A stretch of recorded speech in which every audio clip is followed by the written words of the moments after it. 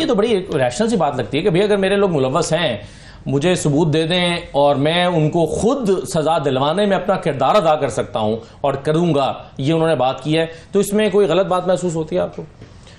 देखें जी, ज़ाहिरी तौर पे तो बड़ी अच्छी बात है, लेकिन सवाल ये है कि ये कितना जो है ना वो अपनी बात के ऊपर जो है ना अमल करते हैं। ये खुद जो है ना, मतलब इससे ज़्यादा आपको क्या सबूत चाहिए कि वो यास्मीन राशिद साहिबा कहती हैं जी जहाँ पहुँचना है आपको पता है सबको कहाँ पहुँचना है। मुराद सईद साहब की ऑडियो आती है, वो कहते हैं जी आप लोगों को भी सबको इतला दी गई है कि जी कहाँ पे आपने किन इंस्टॉलेशन पे जाना है, वो सब बता देते हैं। तो एक्सेप्ट कर रहे हैं, वो कह रहे हैं कि हमने कॉल दी थी मगर पूरा हमने एहतजाज की कॉल दी थी। इनकी कौन सी चीज़ पुरअमन है आज तक? इनके ये जब बात करते हैं वो पुरअमन नहीं है। आप देखें पार्लियामेंट सेशन देखें वो पुरअमन नहीं है। मुझे आज तक याद है कि जब वो एक सेशन था, लीडर ऑफ अपोजिशन थे शहबाज साहब, जब वो स्पीच कर रहे थे तो इनके एक मेंबर, ये बल्कि उस मेंबर थे खुद भी, इनके एक मेंबर साहब टेबल पे खड़े होकर उन्होंने यूं कॉन्स्टिट्यूशन जो है ना किताब उनको मारी है।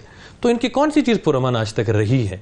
अच्छा, आप जो कह रहे हैं कि जी हमने सिर्फ एक कॉल दी है, आप इनका धरना याद करें, पीटीवी पे किसने हमला किया, प्राइम मिनिस्टर हाउस पे किसने हमला किया? माजी में तो फिर सभी जमात माजी की बात नहीं कर रहा, किया हुआ है। मतलब आपने सुप्रीम कोर्ट पे हमला किया हुआ है, तो वो भी एक रियासती इदारा है। तो ये एक रियासती इदारे पर हमला और दूसरे रियासती इदारे पर हमले में क्या फर्क होता है? सवाल ये है कि क्या ये पुरअमन है? ये पुरअमन नहीं है। अच्छा, आप लोगों को जो है ना इंतशार फैला रहे हैं। आप वो इनकी एक खातून थी, उनकी वीडियो है जो आजकल जो जेल में है, वो सबको जो है ना वो गालियां देते हुए जा रही हैं, कैसे जो है ना हमारे गिरेबान पे हाथ डाला, हम इनको बताएंगे कि हम हमारे गिरेबान पे हाथ डाला इन्होंने, तो हम इनके ऊपर अभी कहाँ हाथ डालेंगे इनको पता चल जाएगा। इस तरह की इनकी डिफरेंट स्टेटमेंट्स आई हैं। फिर लोगों को जो है ना इंतशार फैलाया, लोगों को वर्गलाया, लोगों को मतलब मासूम निहत्ते लोगों को आप गाइड कर रहे हैं। अब आप क्या चाहते हैं, जो सुलह हो या ना हो, अगर एक बंदा माफी मांग ले, उसको कुछ सबूत दे दिए जाए तो बात आगे बढ़े, पाकिस्तान आगे चले।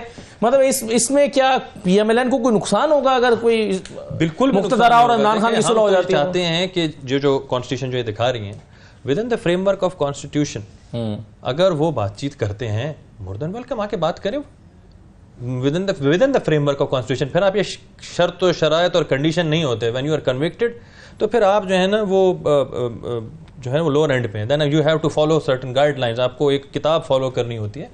आप ऐसे आके अपनी मनमानी नहीं करते। आप पहले कहते हैं जी मैं घोड़े पकड़ने को तैयार हूँ लेकिन साथ में गिरेबान भी मैं पकड़ूंगा, ये बात नहीं हो सकती है।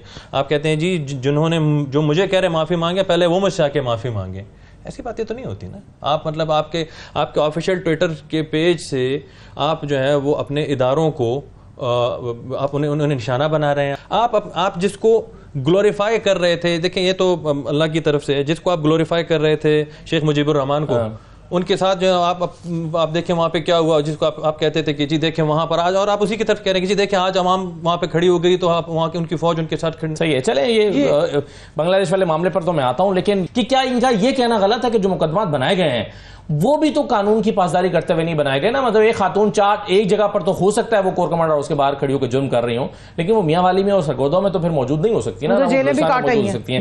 एक ही वक्त में मुख्तलिफ जगहों पर वो कैसे मौजूद हो सकती हैं?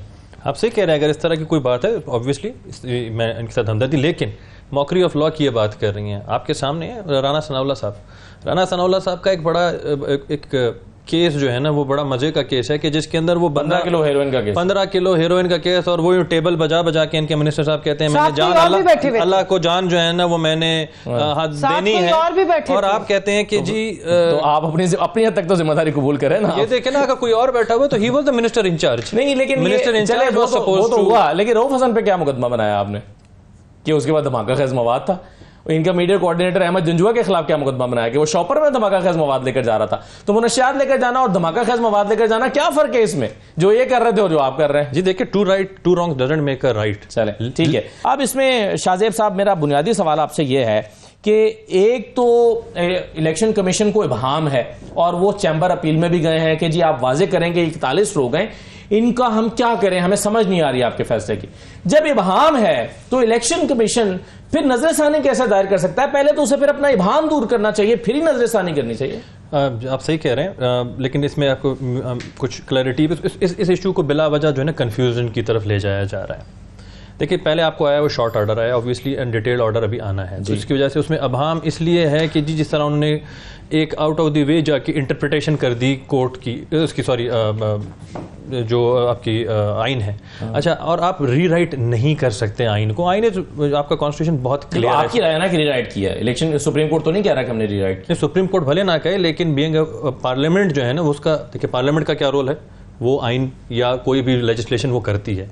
वेयर सुप्रीम कोर्ट का काम क्या है कि वो उसको सिर्फ इंटरप्रेट कर सके। ठीक, उसको रीराइट करना या उससे बाहर निकलना या किसी तरह से पास है कि वो ये इंटरप्रेट करे कि सुप्रीम कोर्ट ने रीराइट कर दिया इनको।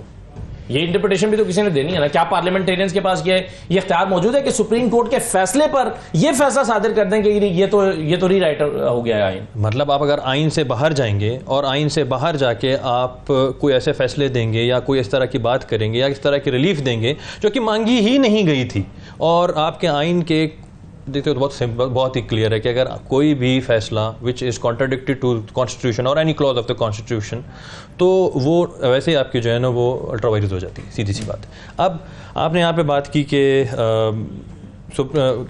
इलेक्शन कमीशन की। देखिए इलेक्शन कमीशन जो है वो इसको ज़रा क्लियरली देखते हैं। लेकिन इसमें ये जो नुक्ता है, इस दरखास्त में भी कहा गया है कि पाकिस्तान तहरीक इंसाफ तो उसमें फरीक ही नहीं थी, तो ये फरीक नहीं बैठी हुई है, ये तो खुद मौजूद थी। मजे के बाद मैं आपको ये बात बताऊं, इन्हीं के लॉयर थे सलमान अकरम राजा साहब। जब उनसे जब पूछा गया सुप्रीम कोर्ट में कि आप पीटीआई की नुमाइंदगी कर रहे हैं या एसआईसी की, तो उन्होंने वहां पे खड़े होकर भरे अदालत में कहा मैं एसआईसी की कर रहा हूं। वो फैसल सिद्दीकी थे एसआईसी। मुझे मेरा नाम लिया, अदालतों में मौजूद रहता, मैं वहां मौजूद थी। चले आपने ये बता दिया फैसल सिद्दीकी फैसल सिद्दीकी थे। ये चीफ जस्टिस कहा करते थे कि फैसल सिद्दीकी साहब आप तहरीक इंसाफ की बात ना करें, आप सुन्नी इत्तेहाद काउंसिल के नुमाइंदे हैं, सिर्फ सुन्नी इत्तेहाद काउंसिल की बात जी, सुन्नी इत्तेहाद क्या। अच्छा, पहली बात तो आगे की जी सुन्नी इत्तेहाद काउंसिल। अच्छा, दूसरी बात ये कि वहां पे आप खुद देखिए, इनमें हमने बड़ा कंफ्यूजन क्रिएट की। 4 तरह के इनमें कैटेगरी के लोग थे। एक वो थे जिनकी टिकट इशू हुआ था और उन्होंने अपनी नॉमिनेशन पे भी जो है ना वो लिख दिया था कि आई बिलोंग टू पीटीआई। फिर वो लोग थे जिन्होंने कुछ नहीं लिखा था। फिर वो लोग थे जिन्होंने सिर्फ पीटीआई का नाम लिखा था, साथ में सर्टिफिकेट उन्होंने नहीं लगाया। ठीक। और चौथी कैटेगरी वो थी जिन्होंने इंडिपेंडेंट लिख दिया था। ठीक। तो जब एक बंद जो बाकी 3 है एज पर द लॉ वो इंडिपेंडेंट कंसिडर होंगे, ऐसे ही है, तो उनको तो आपने वैसे ही इंडिपेंडेंट हैं, आप कैसे उनसे दोबारा कह सकते हैं कि आप एक दफ़ा फिर से आप उनको एक विंडो ऑफ अपॉर्चुनिटी दे रहे हैं कि आप फिर से अपनी जो है ना वो बताएं कि आपकी एफिलिएशन कहाँ पर है। मतलब आप किसी के लिए क्यों इतना फेवर कर रहे हैं, क्यों इतना एक नरम गोशा रख रहे हैं कि एक दफ़ा वो लिख के दे रहे हैं बयान हल्फी कि जी हम एक सर्टेन पार्टी से ताल्लुक़ रखते हैं, तो आप क्यों उन्हें जो है ना इस तरह की एक अपॉर्चुनिटी दे रहे हैं। ठीक, पहली बात तो ये। दूसरी बात आप ये जो आपने बताया 4 तरह के लोग हैं, इबहम है, और इलेक्शन कमीशन को भी इबहम है, तो पहले ये इबहम दूर नहीं होना चाहिए नजरसानी दायर करने से पहले तो इबहम दूर हो, क्लैरिटी हो, फिर ही आप जाएंगे ना सुप्रीम कोर्ट के पास। लेकिन देखिए आप इबहम क्लियर करते करते क्या उसको इंप्लीमेंट कर देंगे?